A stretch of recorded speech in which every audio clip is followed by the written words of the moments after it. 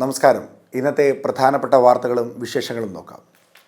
ആദ്യം മാധ്യമമാണ്. മാധ്യമത്തിൽ നിന്ന് ഏറ്റവും കൂടുതൽ പ്രാധാന്യത്തോട് കൊടുത്തിട്ടുള്ള വാർത്ത, സുപ്രീം കോടതിയെ ധിക്കരിച്ച് പള്ളി പൊളിച്ചു. UP സർക്കാരിന് കോടതിയലക്ഷ്യ നോട്ടീസ്.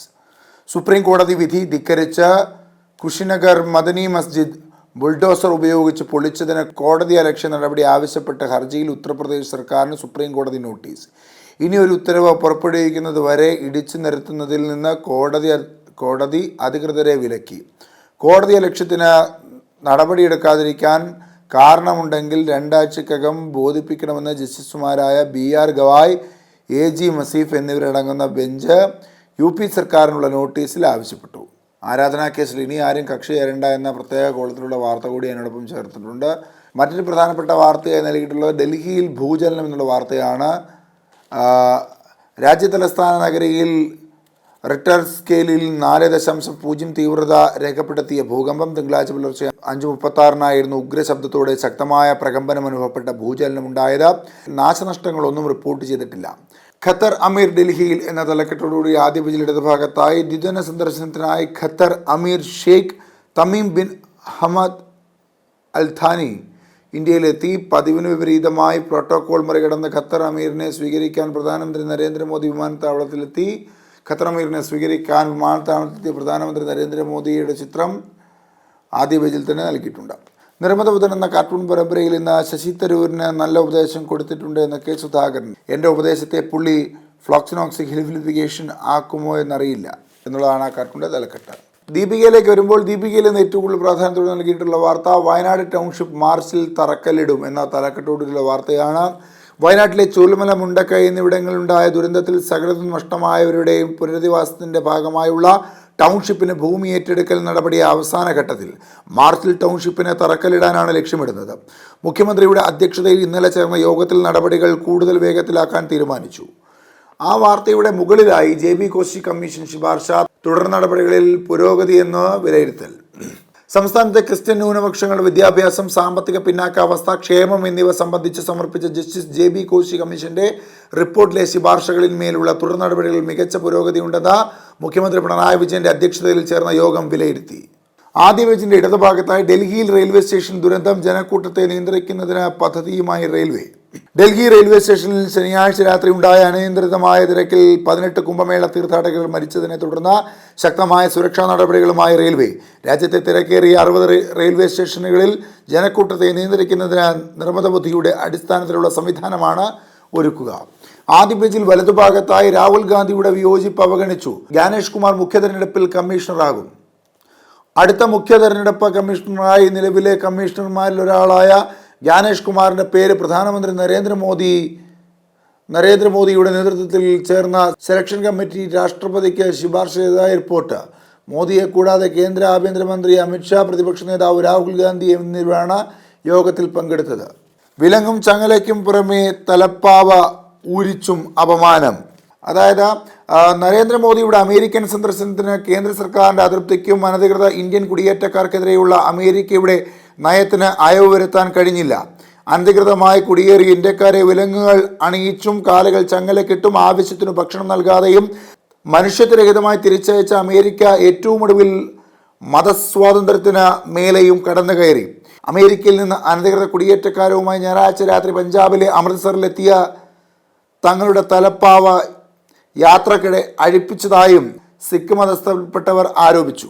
ഡൽഹിയിൽ ഭൂചലനം, ജനം പരിഭ്രാന്തമായി എന്ന വാർത്ത മാധ്യമത്തിലും ആദ്യ പേരിൽ ഏറ്റവും താഴെ നൽകിയിരിക്കുന്നു. ഡൽഹിയിൽ സത്യപ്രതിജ്ഞ 20-ന്, മുഖ്യമന്ത്രിയിൽ സസ്പെൻസ്.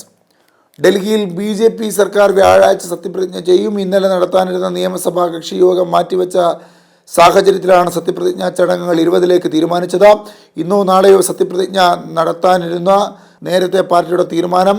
രാംലീല മൈതാനിയിലാകും സത്യപ്രതിജ്ഞാ ചടങ്ങ് നടക്കുക. ദീപികയിലെ മാവേലി നാട് എന്ന കാർട്ടൂൺ പരമ്പരയിൽ തരൂരിന് നല്ല ഉപദേശം കൊടുത്തിട്ടുണ്ട് K. സുധാകരൻ. KPCC പ്രസിഡന്റ് ഇപ്പോൾ ഒരു ഉപദേശിയുടെ റോൾ മാത്രമേ ഉള്ളൂ എന്നുള്ളതാണ് ആ വാർത്തയുടെ തലക്കെട്ടായി നൽകിയിട്ടുള്ളത്. കേരള കൗമുദിയിൽ നിന്ന് ഏറ്റവും കൂടുതൽ പ്രാധാന്യത്തോടെ നൽകിയിട്ടുള്ള വാർത്ത, വയനാട് പദ്ധതി കേന്ദ്ര വായ്പയിൽ നിർമ്മാണം ഉടനെന്ന വാർത്തയാണ്. കേരള കൗമുദിയും ആ വാർത്ത വളരെ പ്രാധാന്യത്തോടെ നൽകിയിട്ടുണ്ട്. അതിൻ്റെ ഇടതുഭാഗത്തായി നെറ്റും എൻട്രൻസുമില്ലാതെ PhD പ്രവേശനമില്ല. കേരള കൗമുദി ചൂണ്ടിക്കാട്ടി കേരള VEC ഇടപെട്ടു എന്ന കേരള കൗമുദി ഇമ്പാക്ട് വാർത്തയാണത്. അതായത് യൂണിവേഴ്സിറ്റി നടത്തുന്ന എൻട്രൻസുമില്ലാതെ സർക്കാർ ഉദ്യോഗസ്ഥർ PhD പ്രവേശനം നൽകാനുള്ള കേരള സർവകലാശാലയുടെ വഴിവിട്ട നീക്കം തടഞ്ഞ് വൈസ് ചാൻസലർ.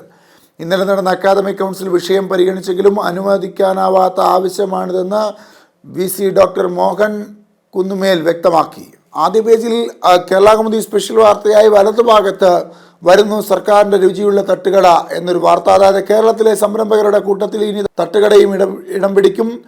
കുറഞ്ഞ വിലയ്ക്ക് രുചിയേറിയ അത്താഴ വിഭവങ്ങൾ ലഭിക്കുന്ന സുഭിക്ഷ തട്ടുകടകൾ തുടങ്ങാനുള്ള പദ്ധതി ആവിഷ്കരിക്കുകയാണ് ഭക്ഷ്യവകുപ്പ്. ആദ്യ പേജിൽ നടുഭാഗത്തായി ജ്ഞാനേഷ് കുമാർ മുഖ്യ തെരഞ്ഞെടുപ്പ് കമ്മീഷണർ എന്ന വാർത്തയ്ക്ക് പ്രാധാന്യമുണ്ട്. ഒപ്പം 2 ദിവസത്തെ ഇന്ത്യ സന്ദർശനത്തിനായി ഡൽഹിയിലെത്തിയ ഖത്തർ അമീർ ഷെയ്ഖ് തമീം ബിൻ അഹമ്മദ് അൽത്താനിയെ പ്രധാനമന്ത്രി നരേന്ദ്രമോദി വിമാനത്താവളത്തിൽ സ്വീകരിക്കുന്ന ചിത്രം കൂടി അതിനോടൊപ്പം നൽകിയിട്ടുണ്ട്. ആദ്യ പേജിൽ ഏറ്റവും താഴെയായി ഷർട്ട് ധരിച്ച് ക്ഷേത്ര ദർശനം തന്ത്രിമാർക്ക് വഴങ്ങാതെ സർക്കാർ തീരുമാനമെടുക്കണം, സ്വാമി സച്ചിദാനന്ദൻ. അതായത് ക്ഷേത്രങ്ങളിൽ ഉടുപ്പ് ധരിച്ച് കയറുന്ന കാര്യത്തിൽ തന്ത്രിമാരുടെ അഭിപ്രായവും അനുവാദവും തേടാതെ സർക്കാർ ധൈര്യത്തോടെ തീരുമാനമെടുക്കണമെന്ന് ശിവഗിരി ശ്രീനാരായണ ധർമ്മസംഘം ട്രസ്റ്റ് പ്രസിഡന്റ് സ്വാമി സച്ചിദാനന്ദൻ പറഞ്ഞു.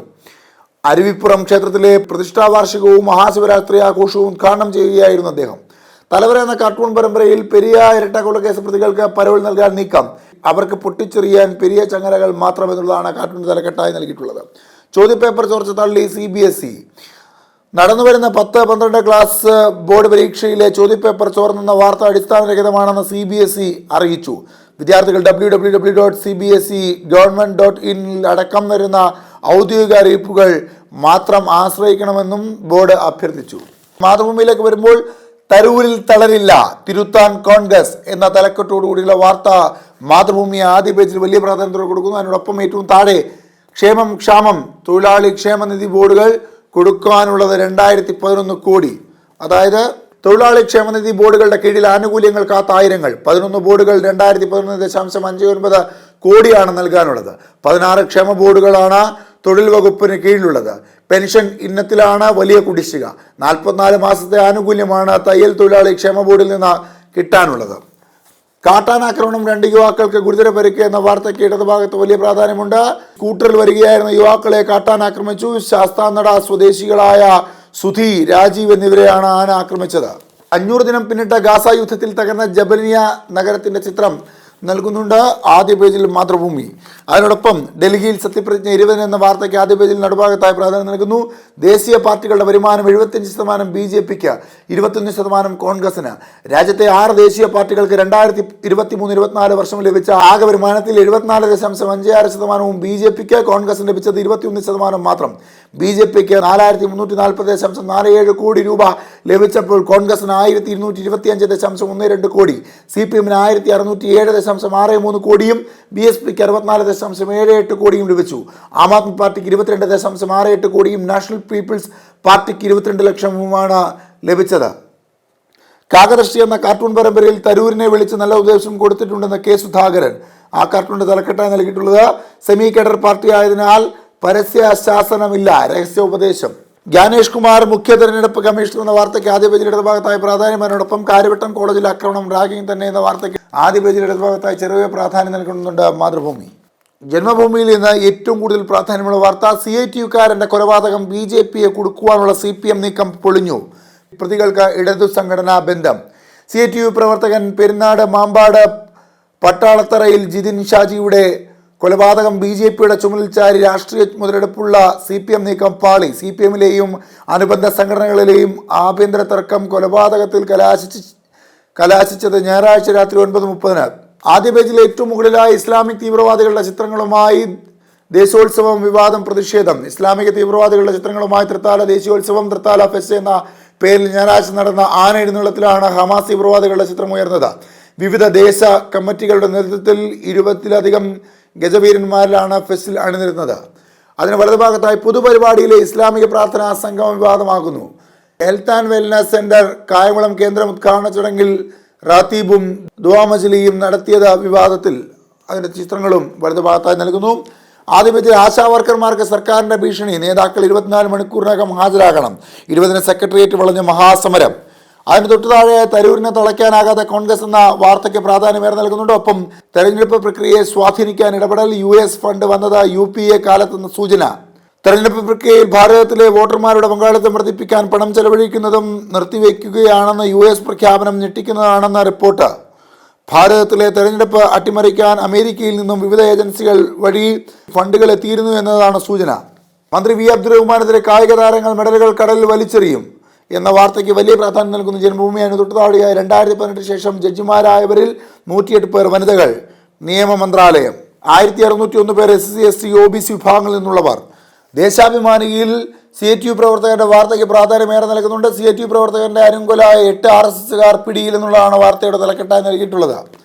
പ്രതിപക്ഷ നേതാവിന്റെ നുണകൾ പൊളിച്ച് P. രാജീവ്. സതീശിൻ്റേത് കേരള വിരുദ്ധത. കേരളത്തിന്റെ വ്യവസായ വളർച്ചയുമായി ബന്ധപ്പെട്ട് പ്രതിപക്ഷ നേതാവ് VD സതീശൻ പറഞ്ഞ നുണകൾ പൊളിച്ച് വ്യവസായ മന്ത്രി P. രാജീവ്.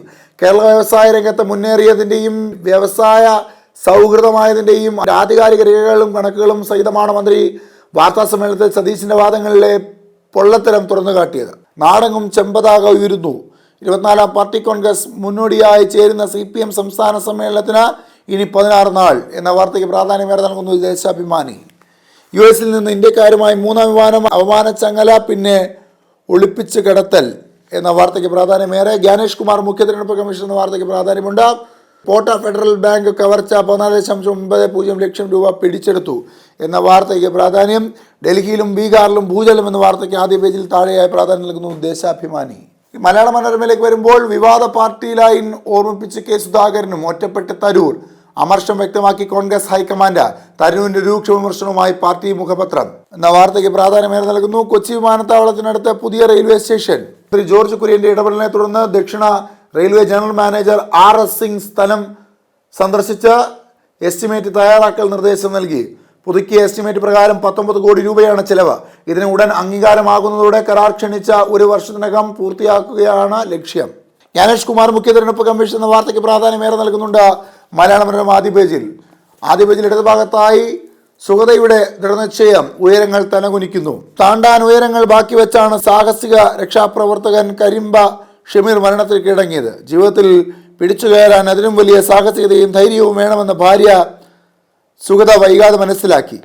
ഇന്ന് ഏത് വൻമരത്തിനും മുകളിലും കയറി കൊമ്പുകൾ വെട്ടി സുഗത ഇറങ്ങി വരും പുഞ്ചിരിയോടെ എന്ന ഒരു പ്രത്യേക വാർത്തയാണ് മലയാള ആദ്യ പേജിൽ ഇടതുഭാഗത്തായി നൽകിയിട്ടുള്ളത്. ഒപ്പം ചിത്രവുമുണ്ട്. കുഞ്ചുകുറുപ്പ് എന്ന മലയാള മനോരമയുടെ കാർട്ടൂൺ പരമ്പരയിൽ നിന്ന് ശശി തരൂരിന് നല്ല ഉപദേശം നൽകിയിട്ടുണ്ടെന്ന് KPCC പ്രസിഡന്റ് K. സുധാകരൻ.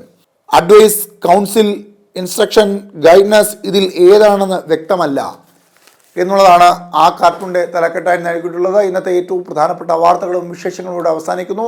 നാളെ ഏറ്റവും പ്രധാനപ്പെട്ട വാർത്തകളിലെ പ്രധാനപ്പെട്ട വിശേഷങ്ങളുമായി കാണും വരെ നന്ദി, നമസ്കാരം.